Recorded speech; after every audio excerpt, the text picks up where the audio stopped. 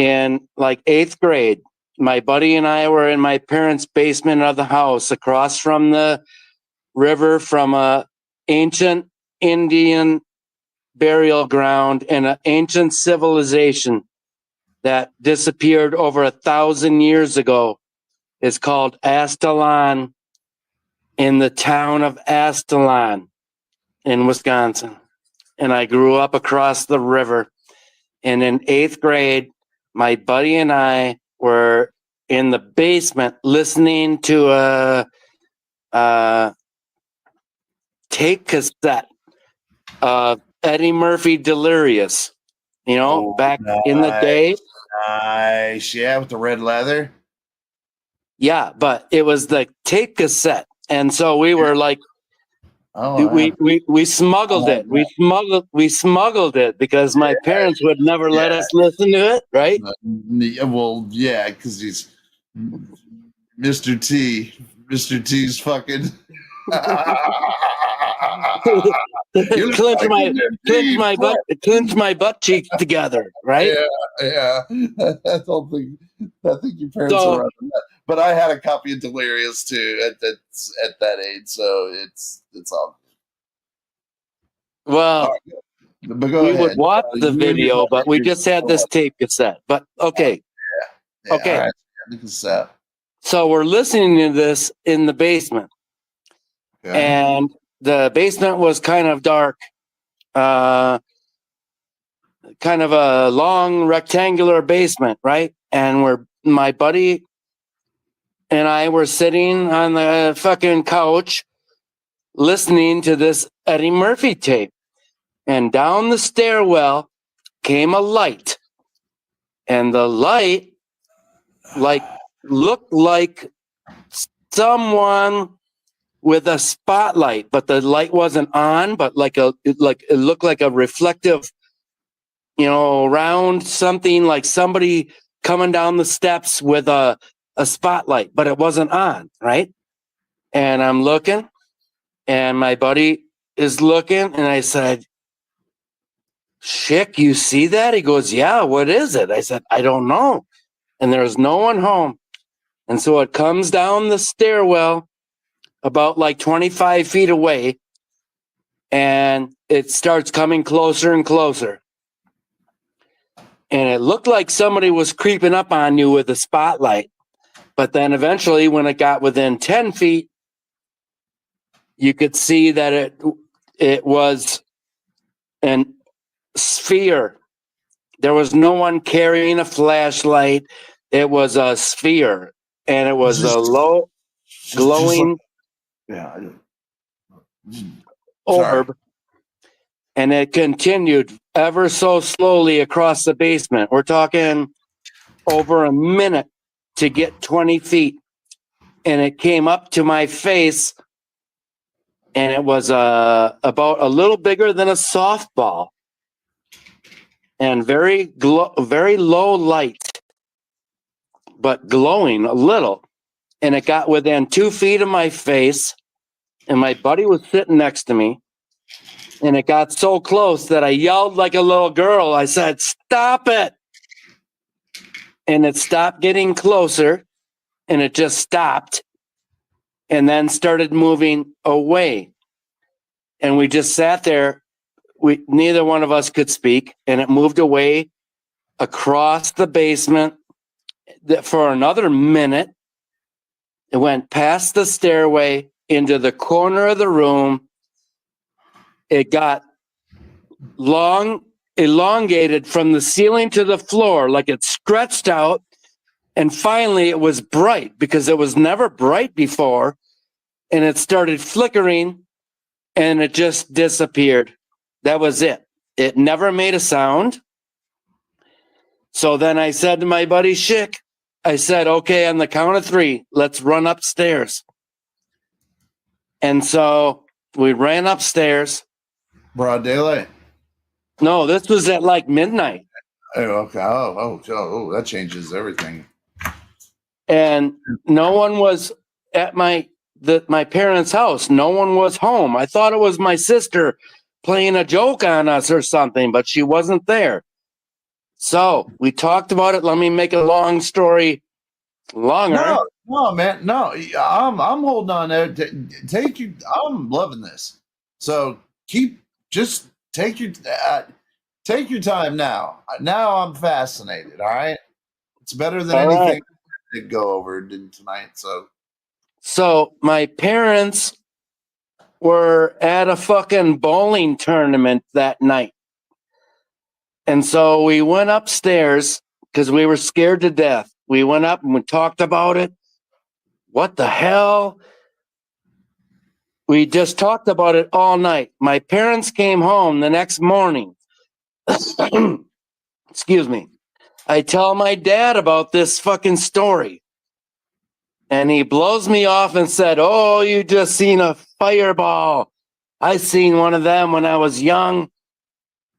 And my uncle saw one." He started telling me like he saw this orb go across the living room floor back in the 50s.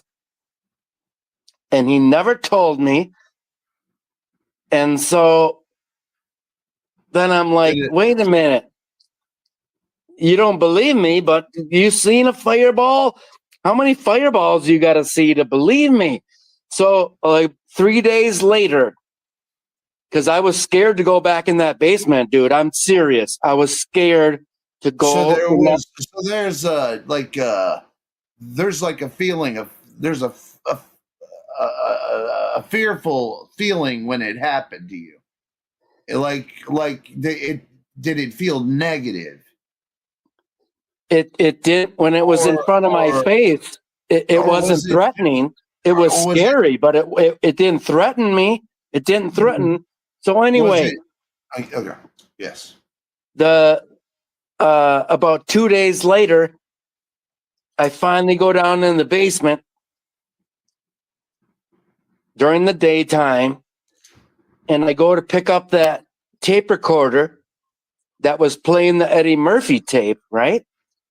And the fucking Eddie Murphy tape was all melted and twisted and fucking bunched up and shit right at the time that we saw that motherfucker, which means the orb created some magnetic. It had to be magnetic. Something to melt that tape, man.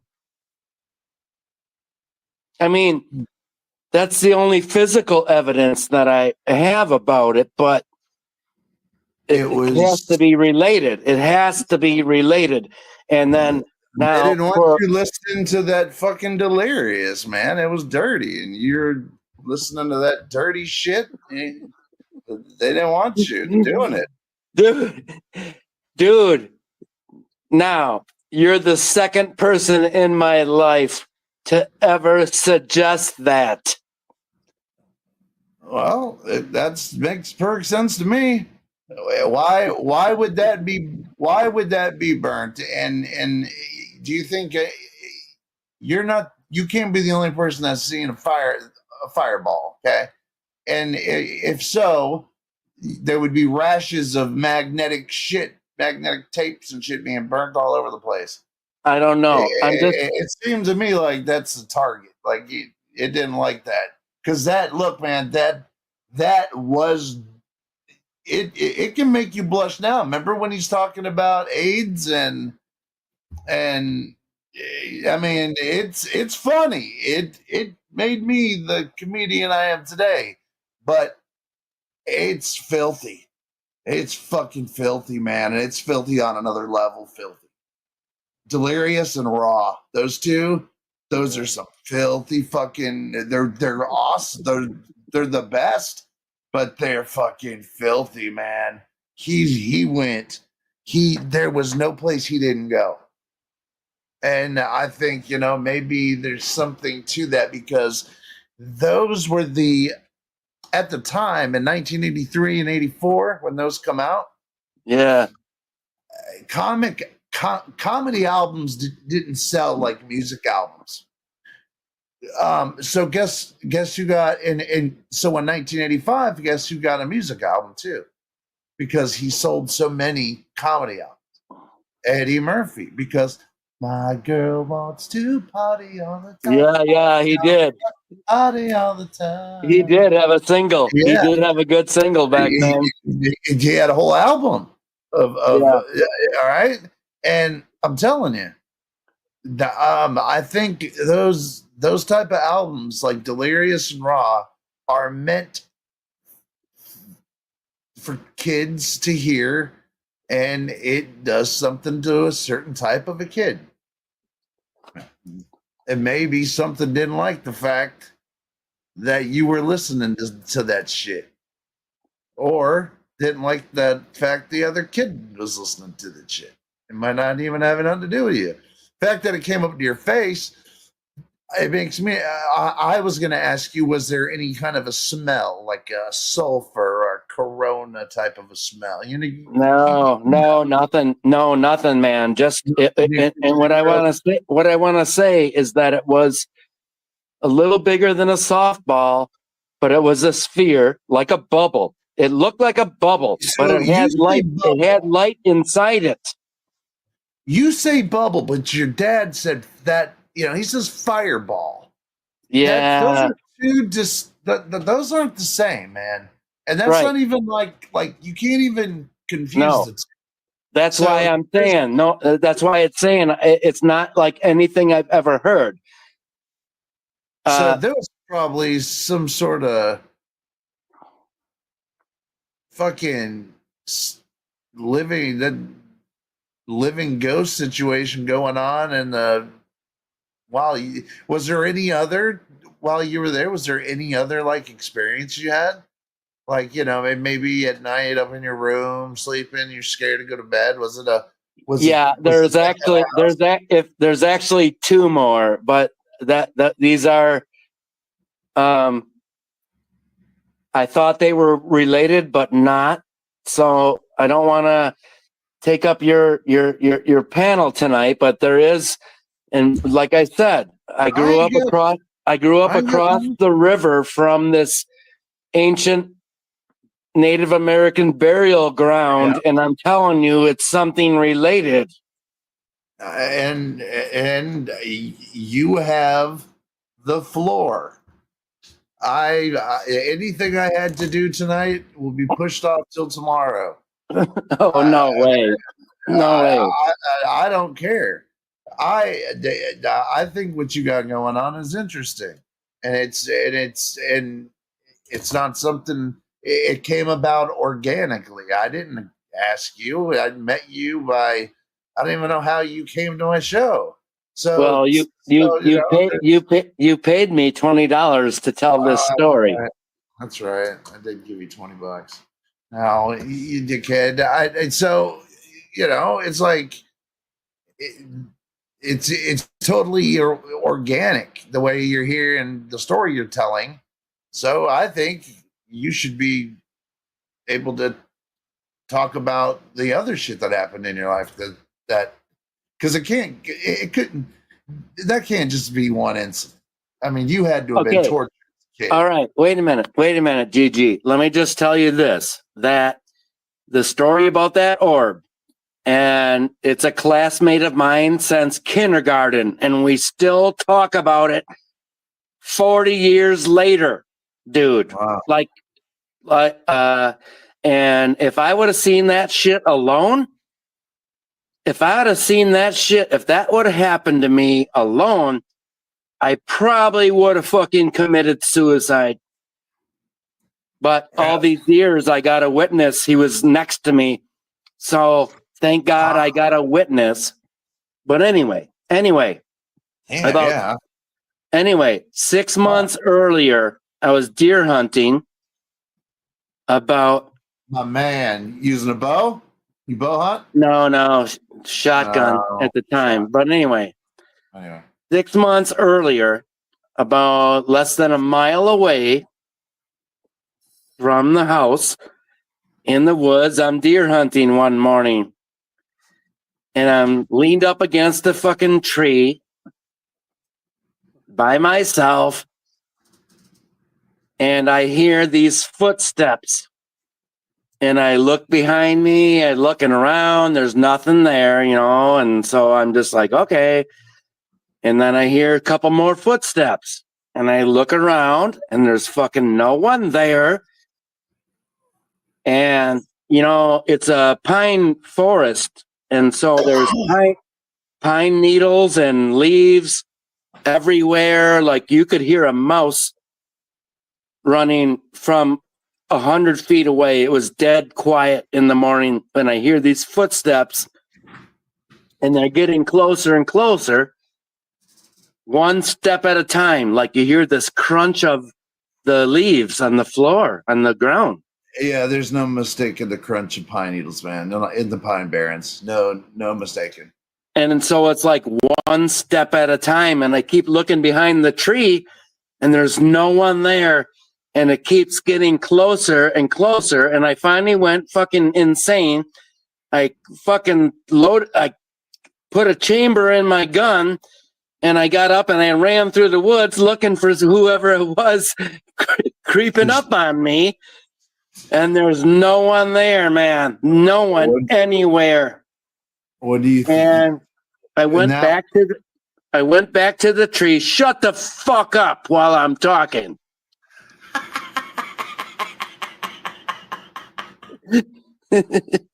I go back to the tree. I go back to the tree and I sit back down. I'm like, oh, I was hearing things, right? And no shit, I heard that shit again. And I got up and I walked home. I'm like, I'm leaving.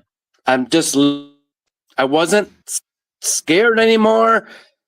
But now the difference between the orb, which was bright and shiny, but no sound, compared to the footsteps that were only sound and invisible, I think there's some kind of fucking shapeshifter or soul or spirit or fucking something going on around that fucking place.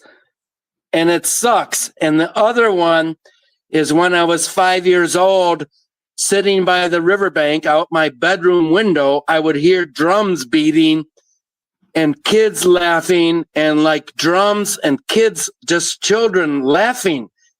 And I swear to God, I could hear that shit at night. And it was almost, and now I think about it years later, I don't know if I was listening to a Native American people having a fire, sitting around the fire and dancing.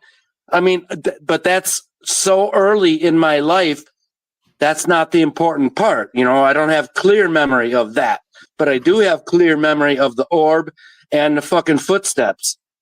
But at the same time, when you're 5 years old, you are so ultra aware. And if you hear other kids, it's like an instant, ooh, I want to go see, you know, I want to go. And, you know, it's an instant. Kids, you're so curious that, yeah, dude, this was across the river where there's no people for like 2 miles. I mean, it was clearly, I heard it. I sat and looked out the window listening. I remember it, and it happened maybe twice when I was young, 5 or 7 years old. Were they like tribal drum beats, you know, like toms, more tom? I mean, you know, you have a drum kit right there, you know. Were they more tom, tribal beats, or was it just? It definitely was some kind of tribal beat. Yeah, I don't know. That I can't speak about that much because you're 5. It's amazing you remember anything at 5. Oh, I got a good fucking memory, and ever since that fucking orb, I really got a good memory. And I listen to people, listen to stories. I'm open to any story because I don't expect anyone to believe me unless I am willing to at least listen to them. I believe you because I don't see where you have any motive to lie. I haven't heard